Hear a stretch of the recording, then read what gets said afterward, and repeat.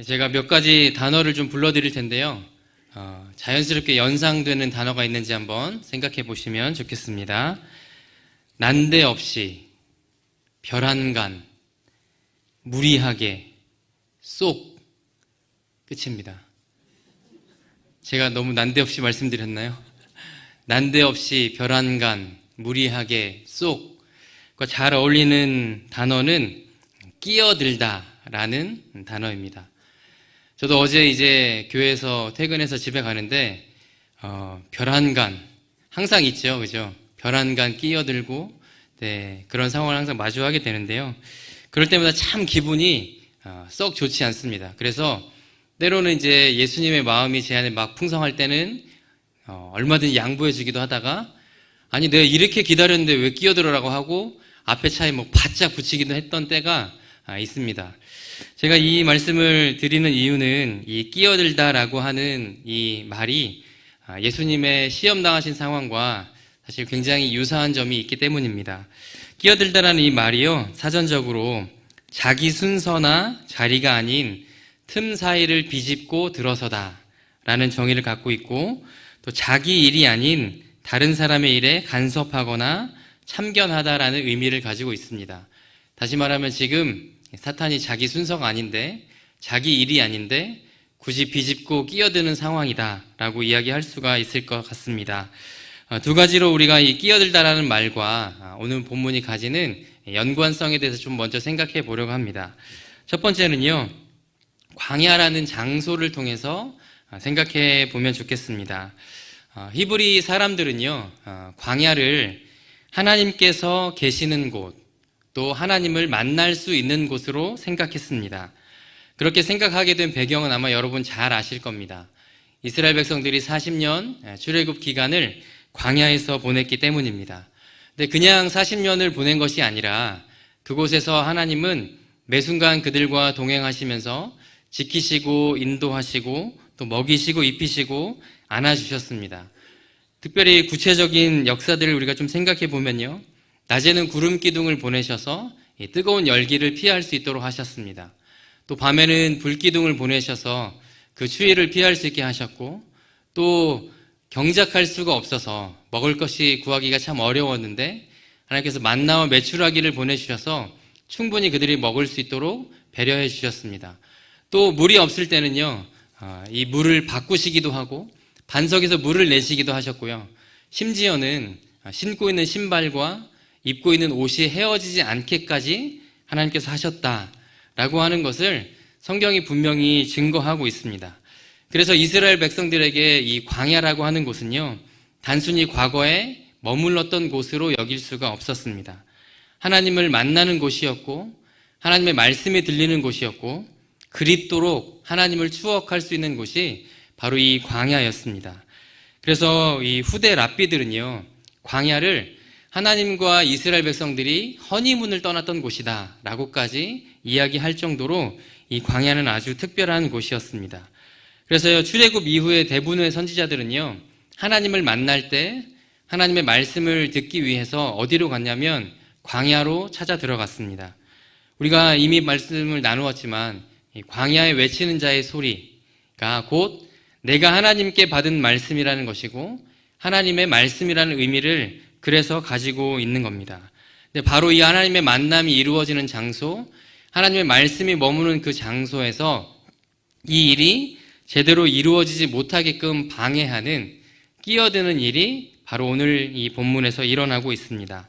두 번째는요, 이 사탄이라는 존재를 통해서 좀 생각해 보려고 하는데, 이 사탄이라고 하는 단어는 대적자라는 의미를 가지고 있습니다. 그래서 이 말은요, 한글도 아니고 영어도 아니고 히브리어 그 자체입니다. 히브리어 대적자라는 의미, 이 사탄을 한국어로 그대로 음역해서 사용을 하고 있습니다. 탈무드에 보면 이 사탄이 악하게 창조되었다라고 기록이 되어 있는데요, 그러나 단순히 악하게만 창조된 것이 아니라 사람을 시험으로 이끌어서 더욱더 강하게 만드는 역할과 기능을 위해 창조되었다라고 탈무드는 이야기하고 있습니다.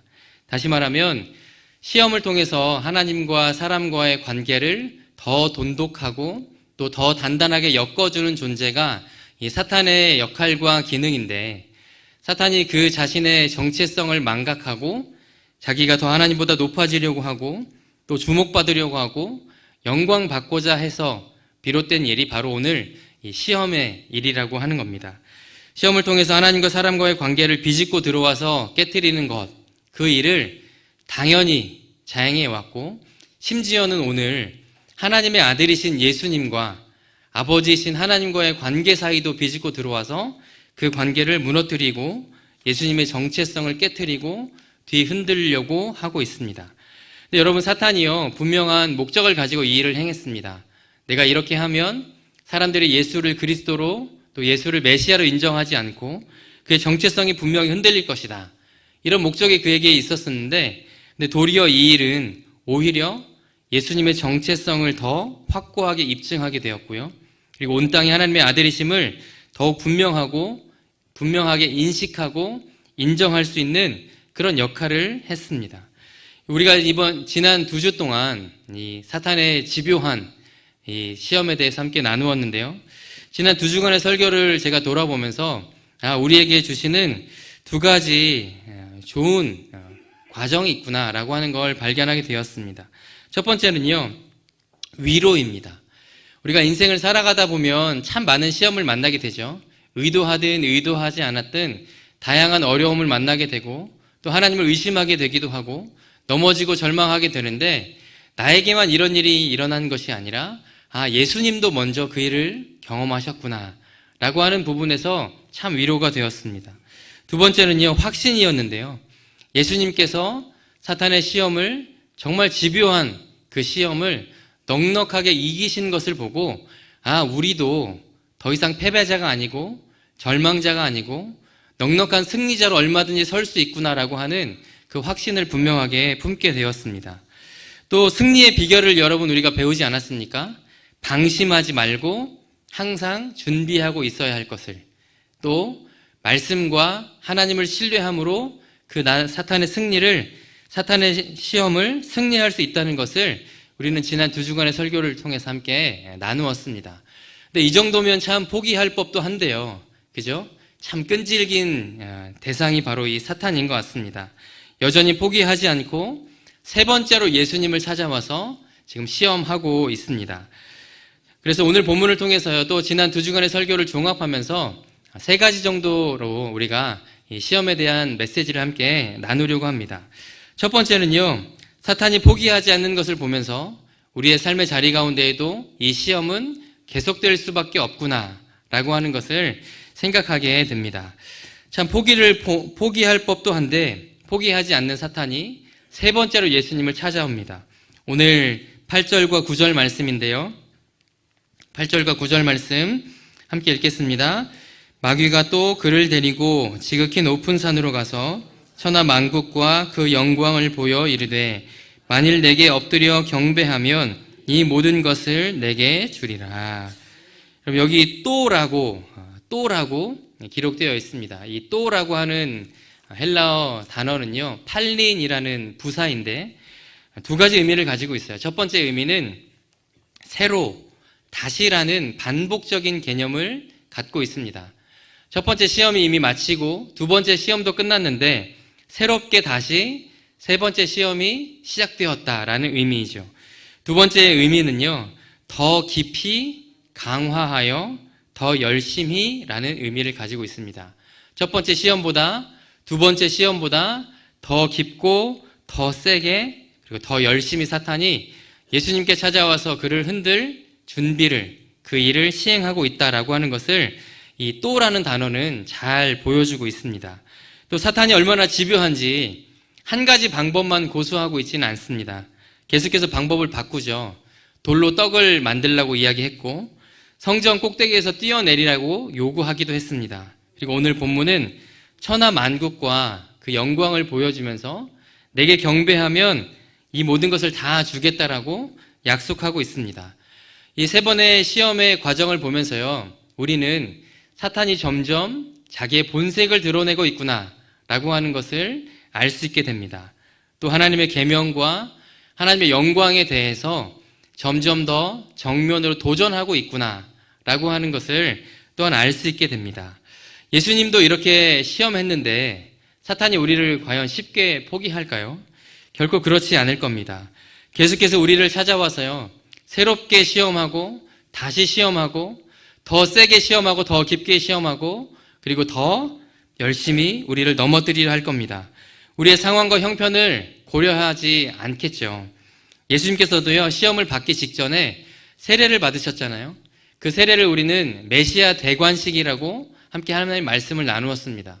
또 이 평행 본문인 누가복음 4장 1절에 보면요, 예수님께서 시험을 받기 위해서 광야로 가실 때 성령에 충만하셨다라고 기록하고 있습니다. 그 말은 곧 우리가 아무리 믿음의 자리에 아무리 우리가 성령으로 충만해도 사탄은 우리를 결코 쉽게 포기하지 않는다라고 하는 겁니다. 그래서 우리는요, 시험을 통과했다고 해서 승리감이나 또 그것에 도취되어 있지 않아야겠습니다. 큰 시험에서 승리했기 때문에 더 이상 어떤 시험도 나를 뒤흔들 수 없다라고 자만해서도 안 되겠습니다. 성경은요, 시험을 대하는 우리의 자세를 이렇게 말씀하는데요. 베드로전서 5장 8절 말씀입니다. 베드로전서 5장 8절 함께 읽겠습니다.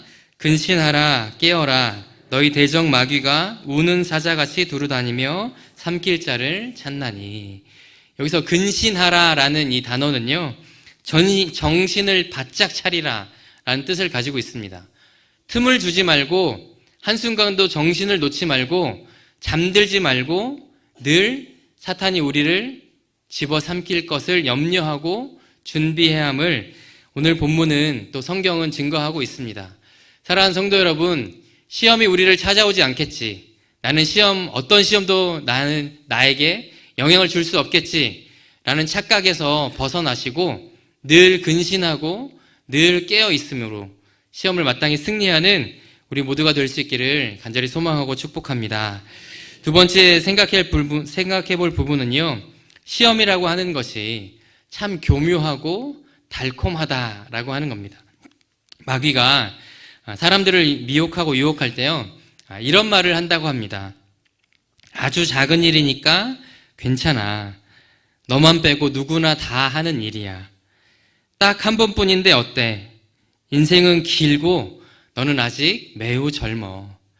그럼 참 공감이 되지 않습니까? 왜 공감이 되세요? 우리가 넘어질 때, 시험 받을 때 항상 이 부분에서 넘어지기 때문 아닙니까? 작고 사소하다고 여기고 있기 때문에, 또 누구나 다 그렇게 살고 있는데 나도 그렇게 살면 어때라고 하는 생각이 우리에게 찾아올 때가 참 많이 있습니다.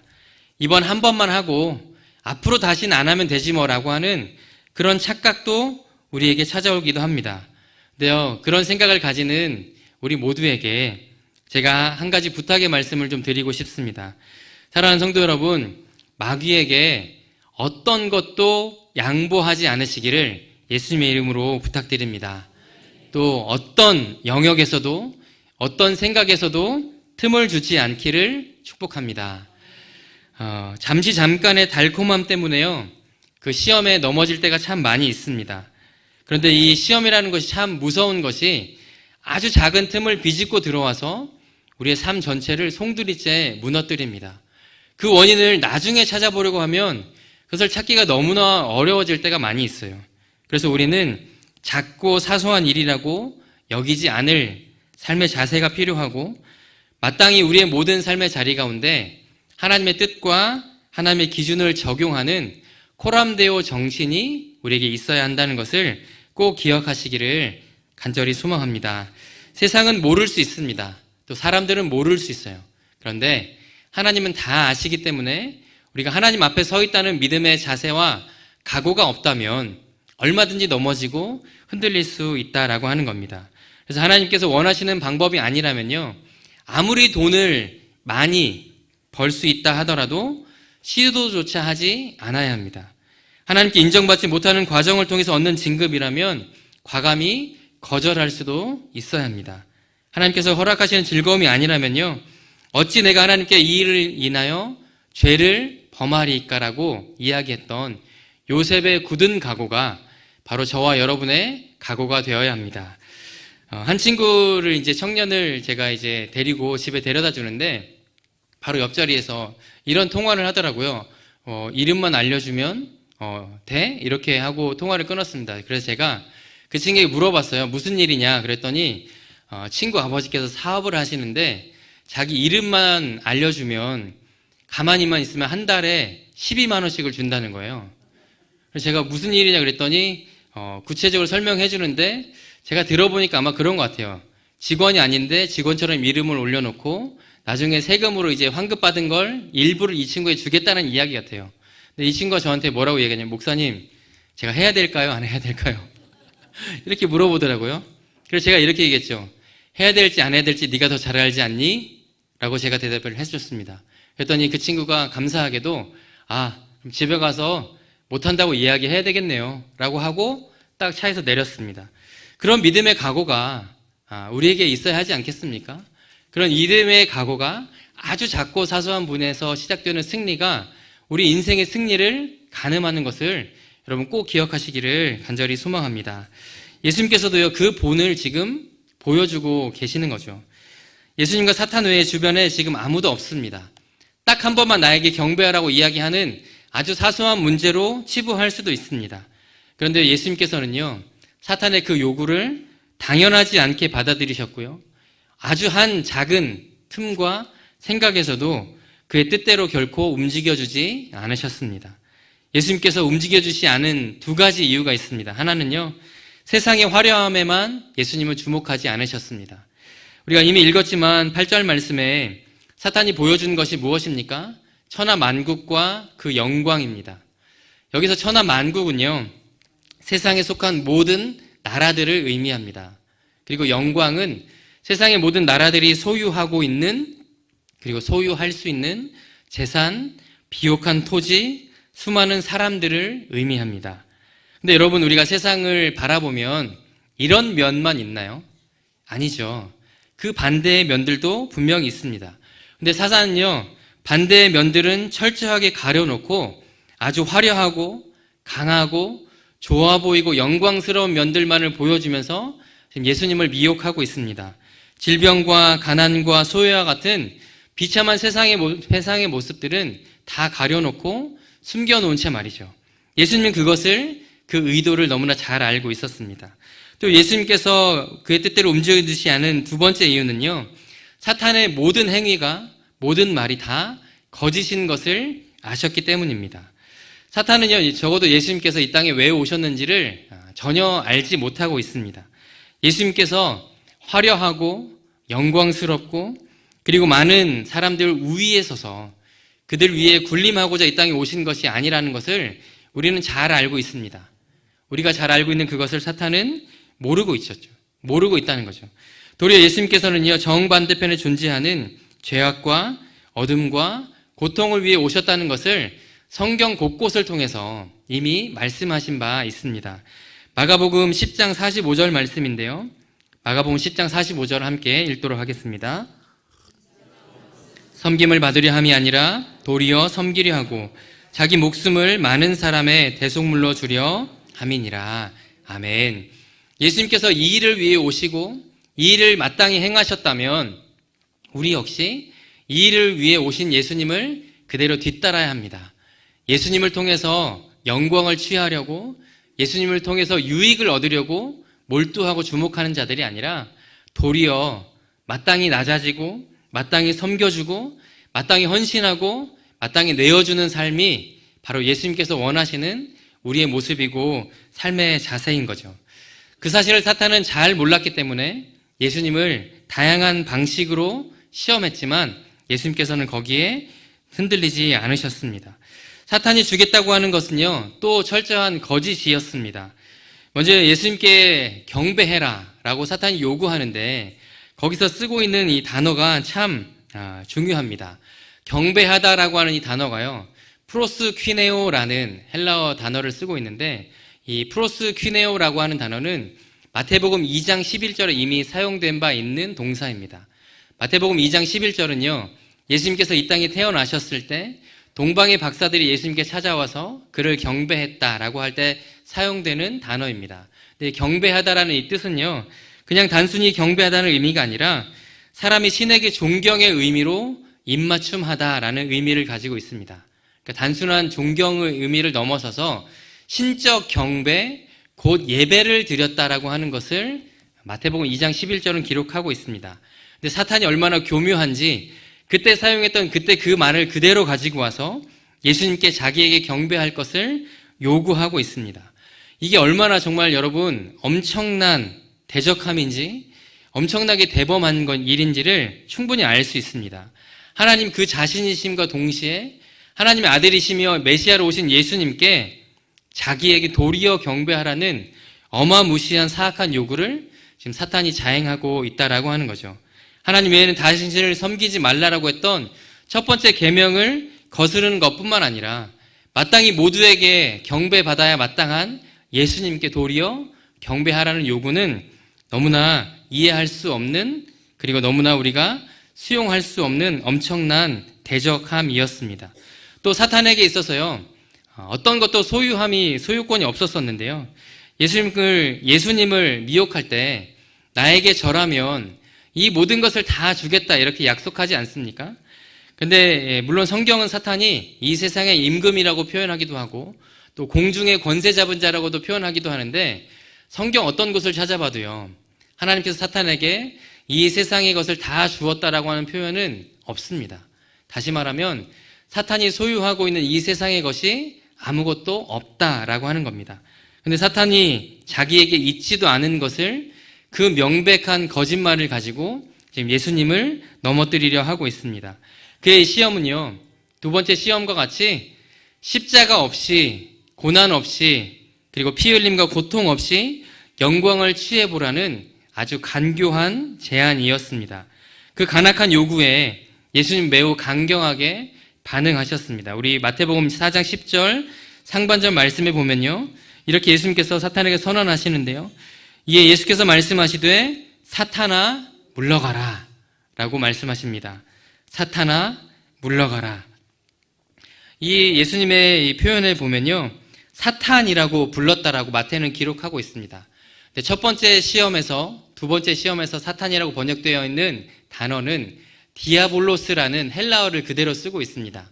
근데 세 번째 시험에서는요, 예수님께서 사타나스의 혹격이었던 사타나라고 사탄을 부르셨다라고 마태는 분명히 기록하고 있습니다. 이것이 어떤 차이가 있냐면 예수님께서 사탄의 계속되는 도전과 계속되는 대적함에 있어서 더 이상 용납할 수 없을 만큼 화가 나셨고, 그래서 강력하게 강경하게 그의 시험을 물리치실 각오로 그를 부르셨다라고 하는 것을 잘 보여주고 있는 단어입니다. 예수님께서 왜 화가 나셨습니까? 반복적인 시험 때문에도 화가 나셨고, 예수 그리스도께 이 땅에 오신 하나님의 구속사역의 본질을 자꾸 흔들어 놓고 흐려놓으려고 했던 그 정면의 대적함 때문이었습니다. 그래서 사탄에게 예수님께서 강경한 태도를 취하지 않으실 수가 없었던 거죠. 우리가 시험을 만날 때요, 때로는 다양한 생각들이 찾아올 때가 있습니다. 그때 우리가 취해야 할 자세는요, 바로 강경함입니다. 이 정도는 괜찮겠지, 이렇게는 상관없겠지, 한 번뿐이면 어때라고 하는 생각에 여러분 속지 마시고 예수님께서 사탄아 물러가라 라고 선언하셨던 것처럼 모든 시험에서 마땅히 승리하는 저와 여러분들 되어야 할 줄로 믿습니다. 세 번째 우리가 생각해 볼 부분은요, 시험은 말씀으로만 승리할 수 있다라고 하는 겁니다. 첫 번째 시험에서도요, 두 번째 시험에서도요, 예수님이 신명기 8장과 6절 말씀을 통해서 사탄에게 승리를 점하셨습니다. 세 번째 시험에서도 마찬가지로 예수님은 말씀을 선언하심으로 사탄에게 승리를 보여주셨습니다. 우리 4장 10절 말씀인데요, 10절 말씀 함께 읽겠습니다. 이에 예수께서 말씀하시되 사탄아 물러가라, 기록되었으되 주 너의 하나님께 경배하고 다만 그를 섬기라 하였느니라. 아멘. 이 말씀은 신명기 6장 13절에 있는 말씀인데요, 신명기 6장 13절과 조금 다른 부분이 어떤 부분이냐면 다만이라는 부분입니다. 다만이라는 부분이 신명기 6장 13절에는 없는데 예수님께서 다만이라는 부분을 첨가하셨습니다. 그 말은 무엇입니까? 계속되는 사탄의 도전과 요구에도 우리가 경배하기에 마땅한 분은 오직 하나님 한 분 외에는 결코 없다라고 하는 분명한 단서 조항을 붙이신 겁니다. 하나님 외에는 어느 누구도 섬겨서는 안 된다라고 단호하게 사탄에게 명령하고 말씀하고 계시다는 거죠. 여러분, 사탄의 교묘한 속임이요, 우리 삶의 자리 가운데도 계속 일어나고 있습니다. 어떤 이들은 물질을 통해서, 어떤 일은 사람을 통해서, 어떤 일은 과학이나 점술이나 세상의 가치관이나 이론을 통해서 그것을 과감하게 부풀리고서는 우리가 그것을 경배하고 섬겨야 한다라고 미혹합니다. 그때요, 우리가 과감하게 예수님께서 하신 말씀을 기억하면서 우리는 다만 하나님만 섬기겠노라, 우리는 다만 여호와만 경배하겠노라 라고 선언하시면서 그 시험을 물리칠 수 있기를 간절히 소망합니다. 바로 이것이 하나님께서 예수님을 통해서 보여주신 믿음의 자세이고요, 그리고 우리의 본연의 방향이며 신앙적인 견지입니다. 과감하게 시험을 요구했던, 그리고 예수님을 넘어뜨리려고 했던 사탄은 예수님의 이러한 단호함과 말씀으로 인해서 그 자리를 떠나게 됩니다. 11절 말씀인데요, 11절 함께 읽겠습니다. 이에 마귀는 예수를 떠나고 천사들이 나와서 수종드니라. 아멘. 예수님 곁에 서 있는 존재들이 바뀌었습니다. 사탄은 떠나고 그리고 천사들이 나와서 수종듭니다. 근데 한글 성경에는 기록되어 있지 않은 헬라 원문에 이런 단어가 있어요. 카이이두라는 단어입니다. 카이이두라는 단어는 그리고 봐라라는 뜻입니다. 무엇을 보라는 의미입니까? 예수님께서 승리하시니 사탄이 떠나고 천사들이 찾아온 것을 보라는 의미입니다. 예수님께서 승리하시니 그 자리에 하나님의 영광이 임했다는 그것을 보라는 의미입니다. 그리고 우리 모두에게 예비되어 있는 그 약속의 성취를 보라라는 신앙적인 요청이고 요구입니다. 사랑하는 성도 여러분, 인생을 살아가는 동안 우리는 시험을 만나지 않을 수는 없겠지만 시험을 만날 때마다 도리어 더욱 당당하게 승리하는 믿음의 사람들 될 수 있기를 축복합니다.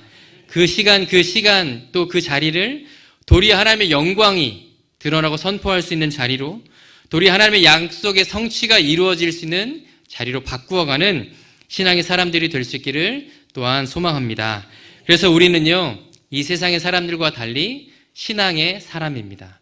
이 신앙의 사람은요, 어떤 의미이냐면 같지만 다른 존재라는 뜻을 가지고 있습니다. 우리가 인간이기 때문에 세상의 다른 사람들과 원하는 것이 다 똑같고 유익한 것을 추구하고자 하는 마음도 동일합니다.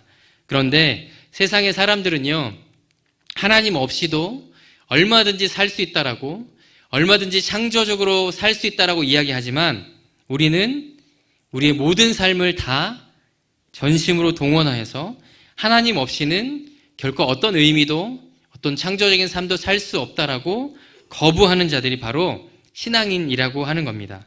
일상의 평범함을 통해서 하나님의 탁월함을 이루는 존재가 바로 이 신앙의 사람들이고요.